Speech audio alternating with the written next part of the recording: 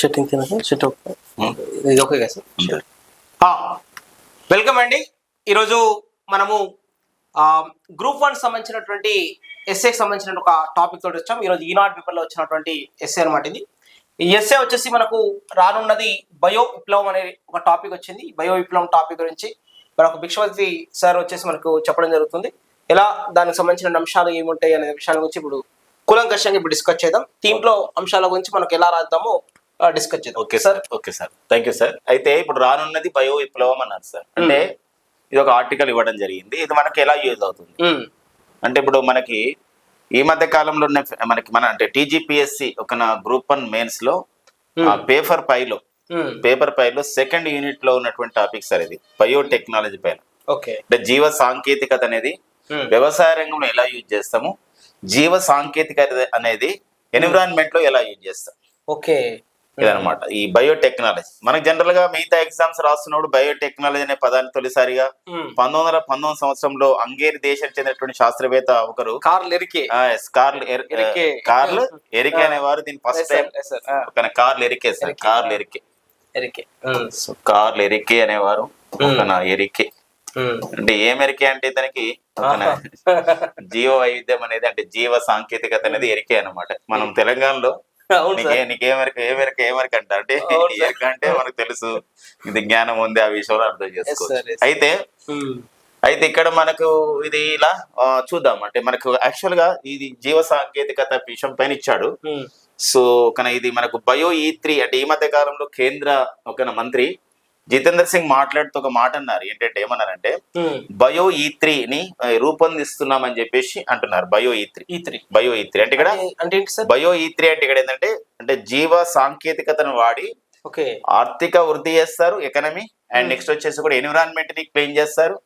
Environment ఎలా clean చేస్తారు? జీవ సాంకేతికత విధానాల ద్వారా బయోఫ్యూయల్స్ ని అంటే జీవ ఇంధనాలు తయారు చేస్తారు అట్లా. అండ్ ఇంకోటి ఎంప్లాయ్మెంట్ కూడా వస్తుంది. బయో E3 అంటే జీవం ద్వారా అంటే జీవ సాంకేతిక విధానం ద్వారా ఎకనమీ అభివృద్ధి అవుతుంది. అండ్ నెక్స్ట్ వచ్చేసి ఎన్విరాన్మెంట్.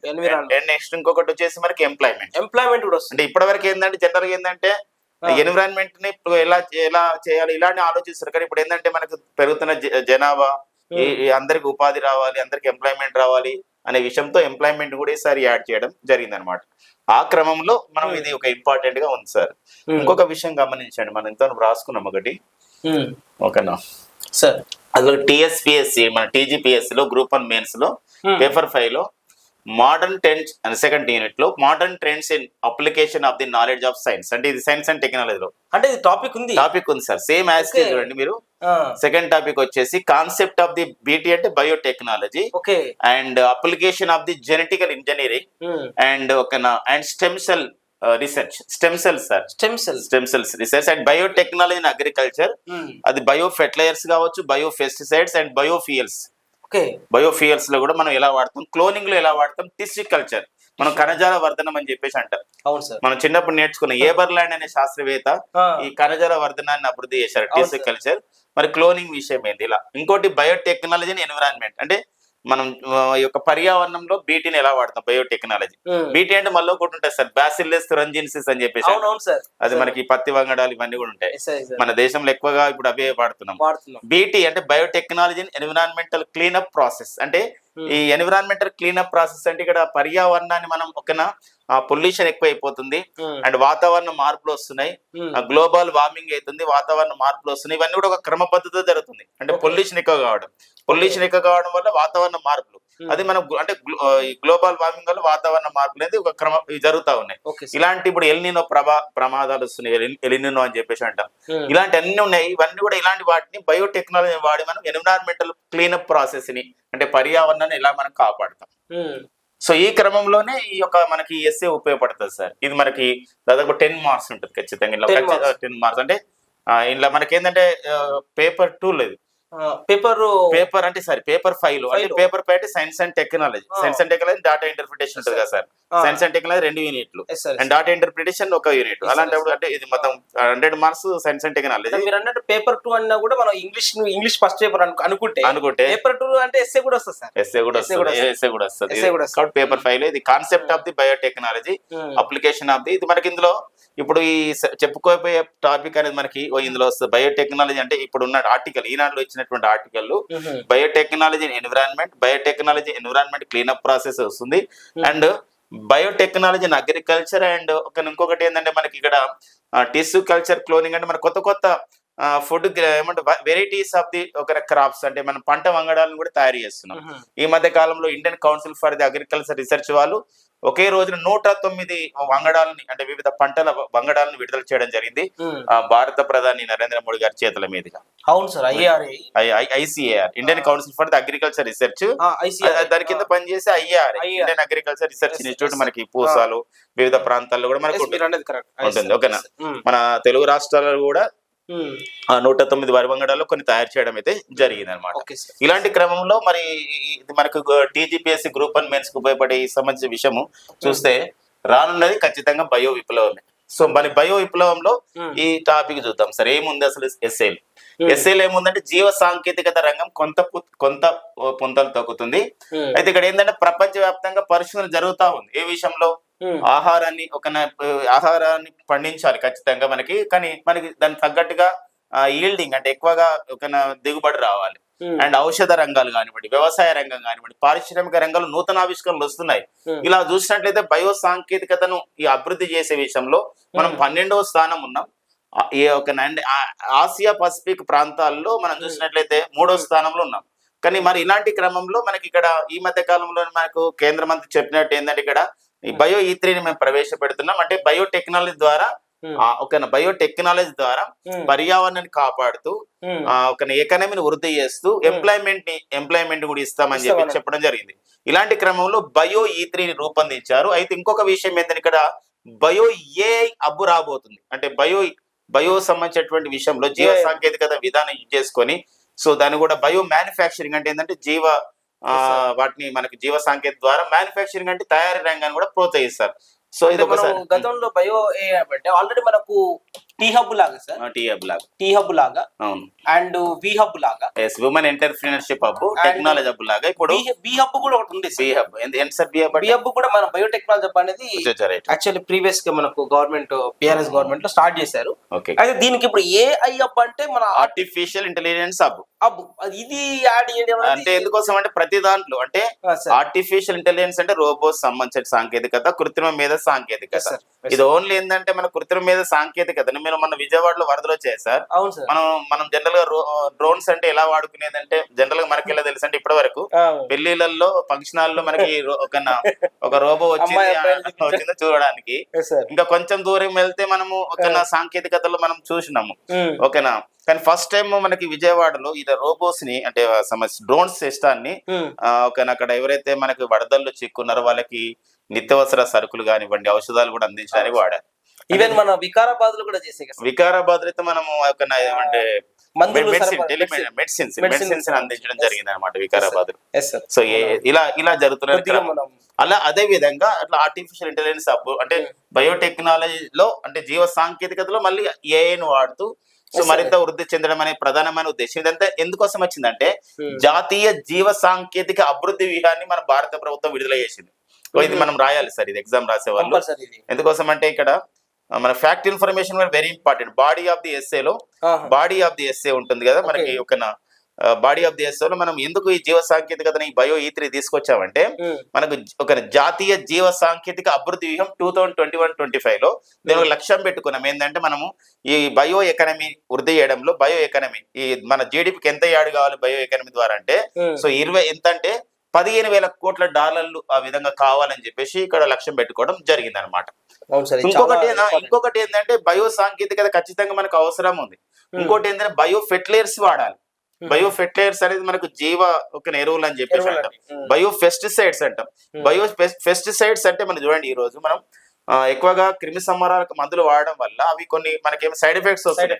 అలాంటప్పుడు జీవ సాంకేతిక విధానాల ద్వారా అంటే ఇప్పుడు మనకు జీవ ఎరువులు వాడితే అదే విధంగా జీవ సంబంధించిన క్రిమి సంహారకాలు వాడినాం అనుకోండి ఖచ్చితంగా మనకి ఇంకా తిన్న వాళ్ళు కూడా ఆరోగ్యంగా ఉండే పరిస్థితి ఉంటది అనమాట. రీసెంట్ గా ప్లాస్టిక్ తినే బ్యాక్టీరియాస్ వచ్చేసారు. అవును సార్, వచ్చేసారు. అది అంటే ఇటువంటి మీరు అన్నది చాలా అద్భుతమైన ఈ పాయింట్ అయితే మంచిగా బాగా చెప్పారు. అంతేగా సార్, ఇప్పుడు మనకి చేపలు ఏమంటారు కొన్ని చేపలు ఉంటాయి సార్. ఇప్పుడు ఏంది మస్కిటోల డిమ్మకాలు ఉంటాయి కదా, తినేసి గాంబూసియా చేపలు ఉంటాయి. సో అది కూడా ఇలా మనం చెప్తున్న నేపథ్యం అనమాట. ఇంకొకటి మనకి ఇంకా మనం చూసినట్లయితే ఈ మధ్య కాలంలో మన అన్నదాతలు, మన సమాజ రైతులు కూడా ఈ రోజు సుస్థిర సేద్య విధానాలు వాడుతున్నారు. వాడి ఒకనా భూసారాన్ని, జలవనరులను కూడా పరిరక్షించడం కూడా ఒక ఇంపార్టెంట్ సార్ బయోటెక్నాలజీలో.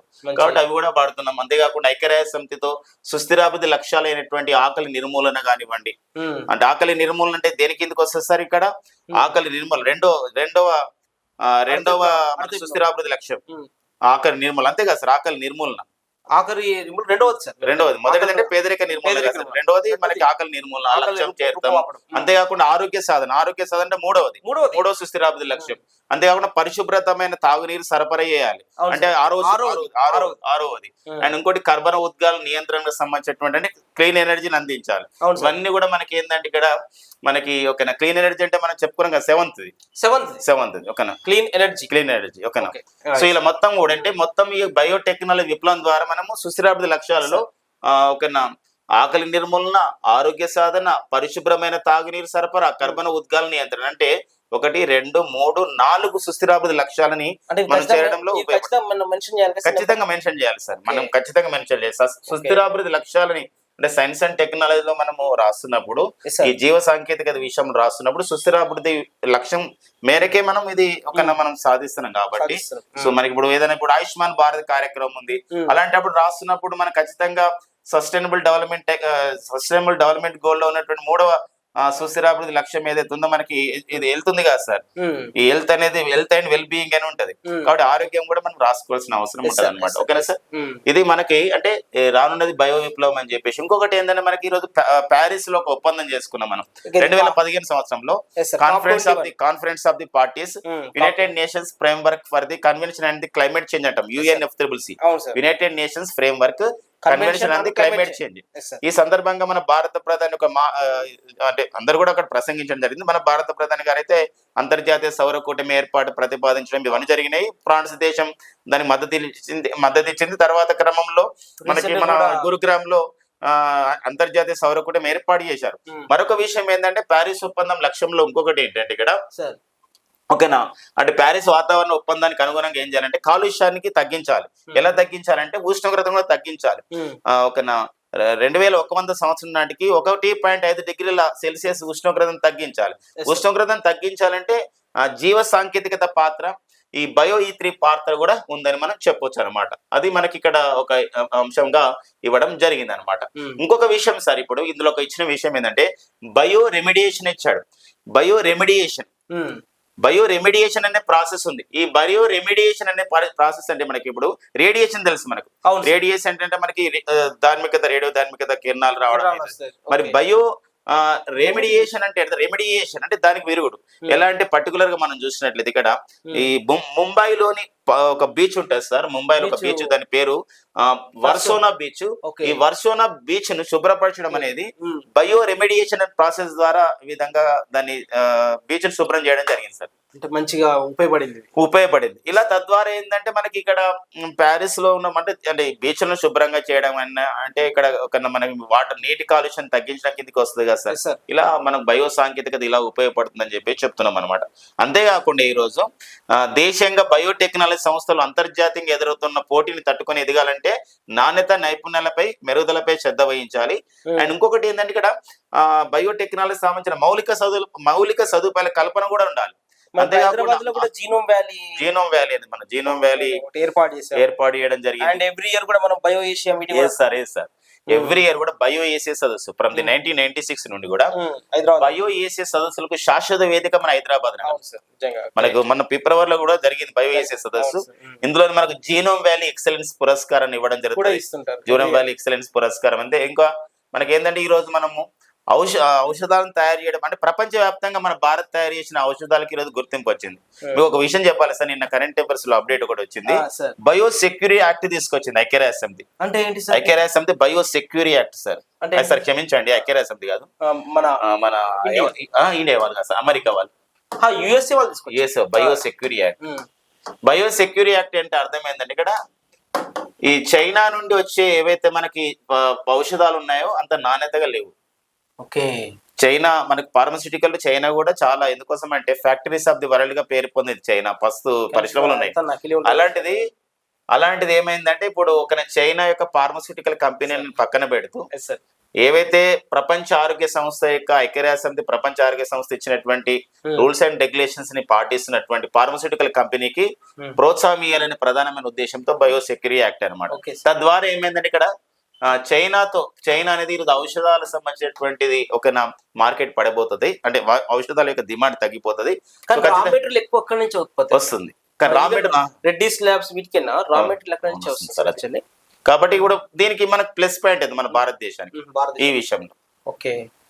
సో జీవ సాంకేతికత అభివృద్ధి విషయంలో ఇలా ఒక బయోసెక్యూరిటీ యాక్ట్ కూడా WHO సంబంధం ఉంటుంది సార్. WHO ఖచ్చితంగా ఇప్పుడు మనకి ఒక ఔషధాన్ని తయారు చేయడం విషయంలో కానీ ఇప్పుడు ఫర్ ఎగ్జాంపుల్ సార్ ఇప్పుడు ఒక టీకాలు ఉన్నాయి, టీకాలను అప్రూవ్ చేసే విషయంలో WHO గా సార్ ఫైనల్ గా ఇప్పుడు మనకు కోవిడ్ కాలంలో చూసాం. ఇప్పుడు కోవిషీల్డ్ టీకాని కానివ్వండి, లేకపోతే కోవాక్సిన్ టీకాని కానివ్వండి, లేకపోతే మోడర్న్ టీకాని కానివ్వండి, ఇవన్నీ ఆస్ట్రాజెనికా ఆ టీకాలన్నిటిని కూడా ఆమోదించిందంటే WHO ప్రీ క్వాలిఫికేషన్ అంటే దానికి ఆమోద ముద్ర వేస్తేనే అది ఏమైతుందని అది ఉంది. అంతకు సార్ మొన్న ఇప్పుడు మనకి RTS అనే ఒక మలేరియా వ్యాక్సిన్ కానీ R21 అనే ఒక మలేరియా వ్యాక్సిన్ కానివ్వండి, ఇవన్నీ కూడా WHO ఆమోద ముద్ర వేస్తేనే ఇప్పుడు మనకి కామరూన్ అనే దేశంలో ప్రపంచంలో ఫస్ట్ టైం ఇప్పుడు కామరూన్ అనే దేశంలో మలేరియా టీకా అనేది అమల్లోకి వచ్చింది ఫస్ట్ టైం అనమాట. ఏదో WHO ఆమోద ముద్ర వేస్తేనే అనమాట.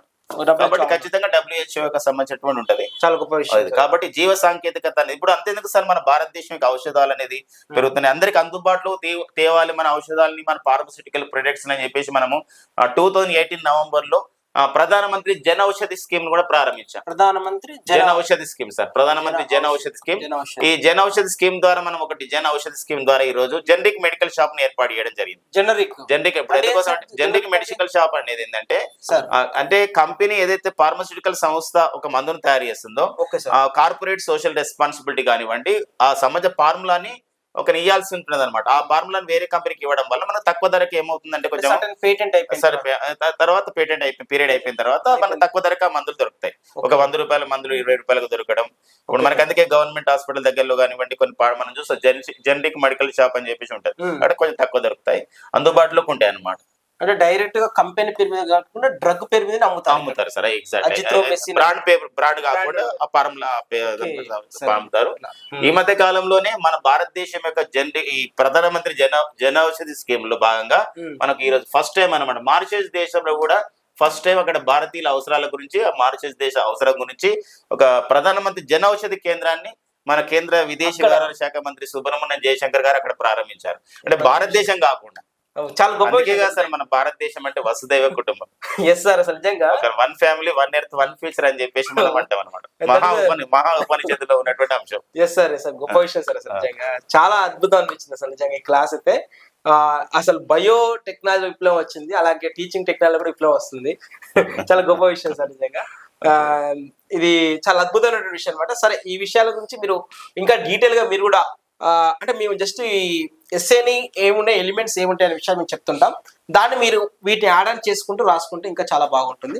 ఎవరైతే గ్రూప్ 1 ప్రిపేర్ అవుతున్నారో గ్రూప్ 1 ప్రిపేర్ అవుతున్న అందరికి కూడా మా క్లాసులు మీకు ఉపయోగపడతాయని మనస్ఫూర్తిగా కోరుతున్నాం. అలాగే ఈ వీడియోని ఎవరైతే సీరియస్గా ప్రిపేర్ అవుతున్నారో వాళ్ళకు షేర్ చేసే ప్రయత్నం చేయండి. ఎప్పుడూ మీ విజయాన్ని కోరుతూ Bhikshapathi sir and Nandagopal sir. Thank you.